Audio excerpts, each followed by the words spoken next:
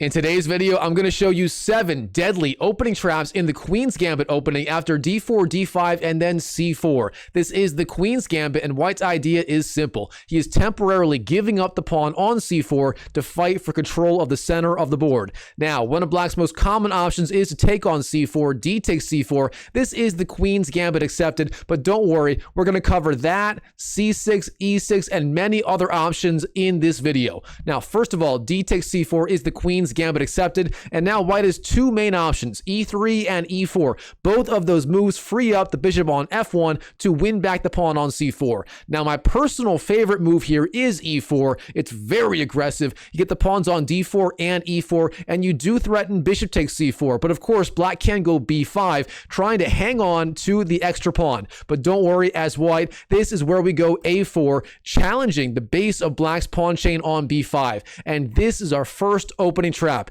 Here, Black has to be very, very careful not to go for the move a6. If he does, that is a huge blunder. Then we take on b5, and here, look at this. The pawn on a6 is pinned. If you take back on b5, you lose the rook, and this is the trap. If Black takes back, then bang, rook takes a8, wins the rook on the a8 square, and White is completely winning, as you can see by the eval bar on the left, just skyrocketing to almost +5 pawns. Now, instead of that, let's say Black here defends with the move c6. This move is a little bit better, but here again, there are some opening traps that Black must watch out for. Here, I recommend the move knight to c3, or sorry, a takes b5, winning the pawn on b5, and after c takes, then we go knight to c3, again, pressuring the pawn on the b5 square. And this is the opening trap. Here, if Black goes a6, trying to defend b5, that is yet another mistake, as here, we go for the move, bada bang, knight takes b5. The point being, again, the pawn on a6 is pinned to the rook on the a8 square, and if White takes on b5, then bang, rook takes a8, again, wins the rook on the a8 square. Now, instead of a6, Black actually can go bishop d7, defending b5, but in that case, White has a ton of really good options, including d5. The point being, you are stopping knight c6, and that knight has virtually nowhere to go. It can't go to d7, can't go to c6, the pawn controls that square, and it can't go to a6 as the rook controls that square. And here, what is Black supposed to do? Let's say he goes knight f6, trying to develop his knight. Then we go e5, chasing away the knight, and after knight g8, we can actually play the move e6. This is yet another opening trap. What is the idea? If Black takes on e6, f takes, then you open up this diagonal to the king. That is never a good idea as Black. And we go queen h5, g6, and then queen to e5, threatening the rook on the h8 square. Already, Black is almost completely busted. If he goes knight f6 trying to defend, it's the only good move. Then we take on e6, threatening the bishop, and if the bishop moves, let's say, to c8, then bang, queen takes b5, wins another pawn, hits the king on the e8 square, and Black is not long for this world. For example, a sample line, knight b d7, knight f3, bishop g7, bishop takes, and here already, if Black castles, if he tries to get his king out of the center of the board, that is a huge mistake. After castles, we take the knight with check. E takes d7 is check, as the bishop now has the discovered attack on the king. The king must move. We take on c8, Black takes back, and we castle. And suddenly, we are literally up 2 pieces, that being the extra bishop and the extra knight. White has 4 minor pieces versus just 2 of Black, and White is completely winning. So let's go back to move 2. After d takes, we saw e4 can be incredibly dangerous, but there's also a bunch of traps after the move e3. That is what we are covering next. All right, here again, let's say Black goes b5. This move lends itself to many different traps. For example, a4 again is very, very strong. We saw before, if Black goes a6, then we take on b5 as that pawn is pinned. But if Black goes c6 here, there are some very important differences between this line and the other line with the move e4 played, because now the queen can actually fly out to the f3 square. For example, a takes b5, and if Black takes back on the b5 square, that is a mistake. If he does that, then we go queen to f3, and look at this. The queen has the discovered attack on the rook on a8, and Black cannot defend the rook. If you go bishop b7, White takes the bishop, and if you go knight c6, e6. Again, white takes the knight, and he is completely winning. So that is a very, very dangerous opening trap after the move e3. If black goes b5, a4 for white is almost completely winning. Now, instead, let's say black goes knight f6. It's another very common idea for black. In this position, we take the pawn, and now a lot of black players are going to go for the move g6. This move looks very logical. You set up the fianchetto of the bishop on g7, and you set up short castles. However, here, white has a very deadly idea. We go knight f3, and if black goes bishop g7, then we fly out with the queen, queen to a4, hitting the king with check. Now, what is the idea behind this move? It's very simple. No matter what black does, he has to make a concession.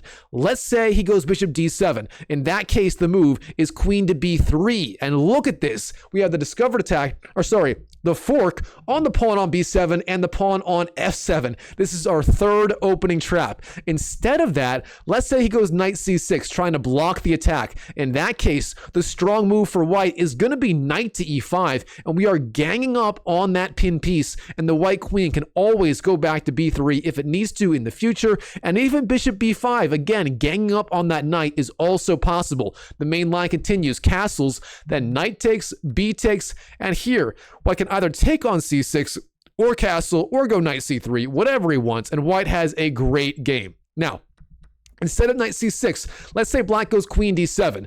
This move is a massive mistake. It looks logical. After all, you are blocking the attack of the queen. But here, white has the diabolical idea. Bishop takes f7. What is the point of this move? It's yet another trap. If the black king takes the bishop, then here we have the move knight to e5, hitting the king and the queen. We win the queen on the spot for very little material. White is completely winning. All right, what about the move knight b d7? Does that move work? Well, it turns out no, it does not. That is yet another mistake. Here we go. Bishop takes f7, and if black goes back, king takes f7. Then we play the key idea, knight to g5 check, hitting the king once again. And now where is the king going to go? If you go back to e8, knight to e6 wins the queen, as the queen is literally smothered. It is trapped and under attack. Instead, if you go, say, king to f8, then again, knight to e6 forks the queen and the king, you win the queen anyway. Instead, if black goes king to g8, that is the best move here. So king to g8,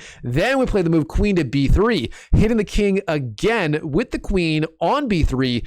Black's got to block the attack, but here it turns out black is getting checkmated sooner or later. The best move for black is actually knight d5, trying to delay the inevitable. We take on d5, black goes e6, we take, black goes king to f8, and finally queen f7 is going to be checkmate. Talk about a brutal opening trap. So what should black play in this position? Well, it turns out the best move is going to be c6, and if black finds this move, he is going to be relatively okay. Black is threatening b5, forking the bishop and the queen. Therefore, we do go queen to c2, retreating, and overall, after, say, castles, white is doing just fine.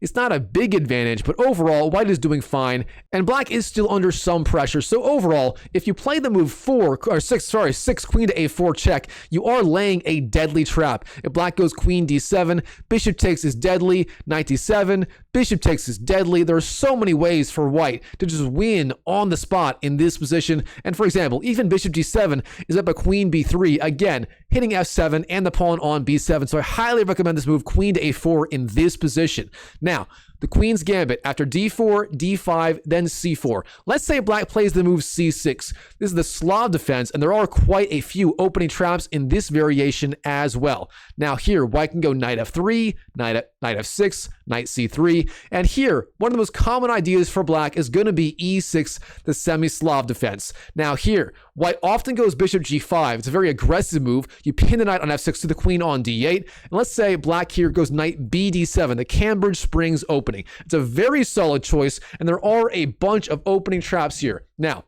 let's say white goes e3. That is the main line here for white. And here, black can actually go queen to a5, flying out with the queen and pinning the knight on c3 to the king on e1. And now black's idea is actually to go knight e4 and bishop b4, piling up pressure on that knight on c3. And because the queen is no longer on d8, the knight on f6 is no longer pinned, and therefore knight e4 is a very real idea. Now, Let's say white goes bishop d3. That is not necessarily the strongest move because here black can simply go knight to e4. And let's say white castles here. Short castle is a massive mistake because here black has a very simple tactical combination. Knight takes g5, then knight takes, and then the key idea, d takes c4. This is our next opening trap. You open up the attack of the queen on the knight. As soon as white takes on c4, bang, queen takes g5, wins a piece on the spot. You're literally winning as black. Now, going back here after knight e4, it turns out white's best move is actually bishop takes e4, giving up the bishop for the knight. It's not something you want to do willy-nilly, but here it is the best option for white. Now here, let's say black takes back, d takes e4. Now here, if white goes knight to d2, that is yet another mistake, and here black has another trap. You can just take the bishop on g5. Queen takes g5, wins the piece. Therefore, in this position, knight to e5 is required. It's the only way to maintain the defense of the bishop, as now the queen does not have direct access to it. But overall here, black is also doing more than fine after the very precise move, bishop to b4, again, loading up pressure on the knight on c3. So, in the Slav defense, there are a lot of options for black to set up opening traps against white. Now, beyond that, black can also go for the move e6, the queen's gambit declined. And here again, there are a ton of opening traps that you must be aware of. So here, let's say white goes knight c3, that is the main line, and black goes knight f6. Here, white has at least two really good options, bishop g5 and c takes d5. Let's check out both of these options for white. If white goes bishop g5, it's a very common idea. You pin the knight on f6 to the queen on d8, set up e3, and so on. Now here, black can go knight d7, a very tricky move. And now here, let's say white tries to win the pawn on d5 by c takes, e takes, and then knight takes d5, trying to bank on the fact that the knight on f6 is pinned to the queen on d8. Well, it turns out things are not so simple. If white goes c takes, e takes, knight takes, this is a massive mistake, and black is about to unleash a deadly opening trap. It turns out here, black can actually win the knight on d5. Knight takes d5 is an incredibly strong move. Now, this move is shocking. After all, you are giving up your queen on d8. Here, white can actually take the queen outright. Bishop takes d8, but here, black's idea is going to be bishop to b4. You fly out with the bishop and get a load of this. The only way to stay alive as white is to block the attack with the queen. There's literally nothing else. And here, black, he can actually win the bishop on d8 right away. King takes d8, banking on the fact that you can always take on d2 later in the game. For example, e3, bishop takes, king takes, and then finally f5. And here in this position, get a load of this. Black has 1, 2, 3 minor pieces versus the 1, 2 of white. Black is up an entire piece. I mean, talk about an opening trap in the queen's gambit opening. Now, going back to this position, the queen's gambit declined. Here, white goes knight c3, black goes knight f6. And last time, we saw the opening trap after the move bishop to g5. Well, it turns out white can also go c takes d5, the queen's gambit declined exchange variation. It's very, very popular. And let's say black takes on d5 with the pawn, e takes d5.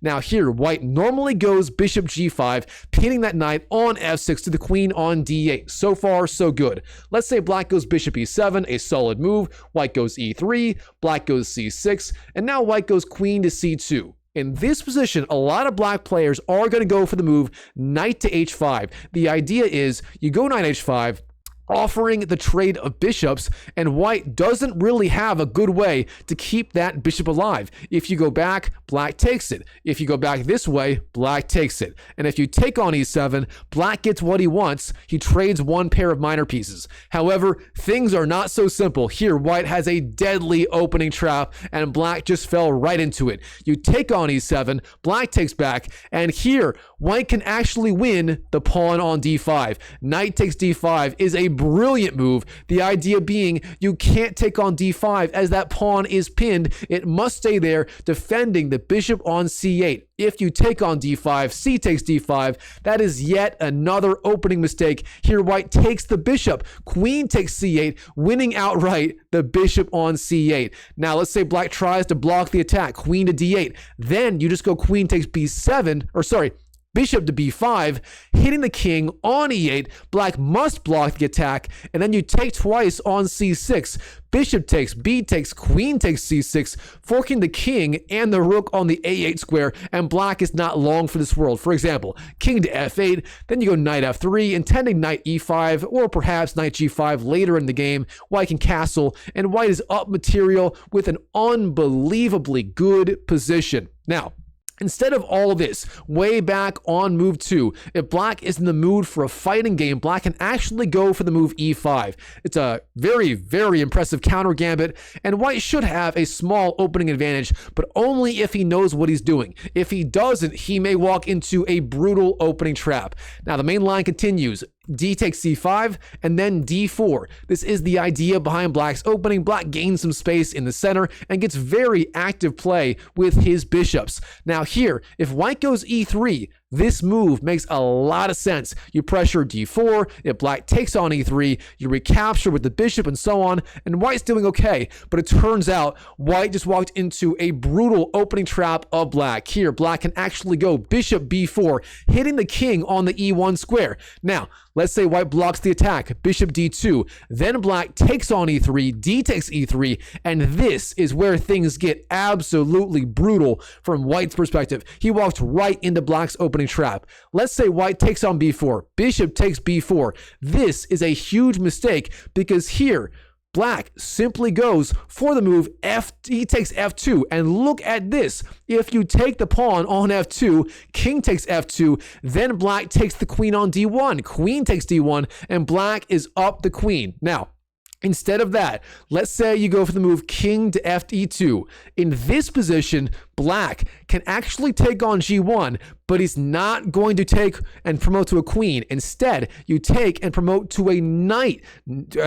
Pawn promotes to a knight, you hit the king with check, you force rook takes g1, and then bada bang, bishop g4 skewers the king and the queen. The king moves, and again, you take the queen on d1. You're threatening all kinds of ideas, and black, again, is completely winning. Now, let's go way back to this position. Obviously, bishop takes b4 is not possible, as then e takes f2 is winning on the spot. Instead of that, white must go f takes e3, but even here, black can go queen to h4, hit the king on e1 with the queen, as this diagonal is being opened up. Now, white must go g3, trying to block the attack, but then queen to e4 again hits the rook on the h1 square. Let's say white goes knight f3, trying to defend. Then you take on d2, white takes back, and then finally, queen takes e3, wins back the pawn, and black has a dominant position. Black is doing excellent. So overall, yet another brutal opening trap from black's perspective. White, I mean, if he falls for this trap, he is almost as good as gone, as the idea bishop takes b4 does not work. E takes f2 is almost winning on the spot, as long as you remember the idea of king to e2 and then promoting to a knight on the g1 square. That is how you win, intending rook takes and then bishop g4, skewering the king and the queen on d1. So overall, the queen's gambit opening after d4, d5, c4 has a ton of opening traps that you can use to shock and awe your opponent and win right in the opening phase of the game. If you want to get some cheap wins online, I highly recommend trying out these opening traps that I showed you in this video. All right, Chess YouTube, that is all for today. If you enjoyed this video, go and smash that like button and comment down below what you thought. You know, I would love to hear what is your favorite opening trap from this video. Personally, my favorite is the very last one that we saw after e5, d takes, e4, e3, and then finally,